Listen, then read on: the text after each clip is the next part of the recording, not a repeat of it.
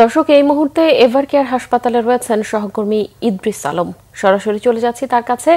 Idris, BNP চেয়ারপারসনের শারীরিক অবস্থা এবং চিকিৎসা বিষয়ে সর্বশেষ কি তথ্য আছে আপনার কাছে, বিস্তারিত জানাবেন। কনক, ধন্যবাদ আপনাকে। যেমনটি বলছিলেন, আসলে শনিবারের পর থেকেই কিন্তু বিএনপি চেয়ারপারসন খালেদা জিয়ার আসলে চিকিৎসার নতুন কোনো তথ্য বিএনপি মিডিয়া সেল বা বিএনপির পক্ষ থেকে দেয়া হয়নি।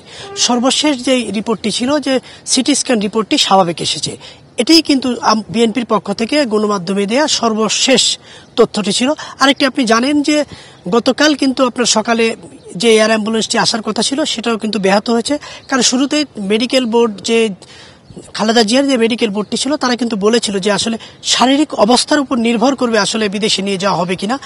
আসলে সেটাও ব্যাহত হওয়ার পরে কিন্তু জানানো হয়েছে যে দেশেই আর কি এই হাসপাতালে চিকিৎসাটি নেওয়া হবে যতদিন পর্যন্ত শারীরিকভাবে বিদেশে যাওয়ার মতো অবস্থা না থাকে। ঠিক ততদিন পর্যন্ত আপনার এখান থেকে দেশি এবং বিদেশি যে ডাক্তারদের সমন্বয়ে যে টিমটি করা হয়েছে, তারা কিন্তু যথেষ্ট পরিমাণে চিকিৎসার ব্যবস্থা করছেন। আর আপনি জানেন যে পুরো চিকিৎসায় দেখভাল করছেন ওনার পুত্রবধূ ডাক্তার জুবাইদা রহমান।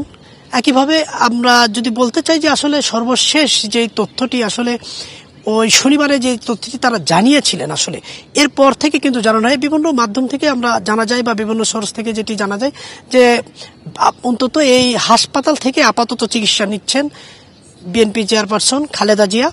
এরপর যদি শারীরিক অবস্থার উন্নতি হয়, হয়তো সে এয়ার অ্যাম্বুলেন্সটি আবারও আসবেন, তারপরে হয়তো বিদেশে নিয়ে যাওয়া হবে।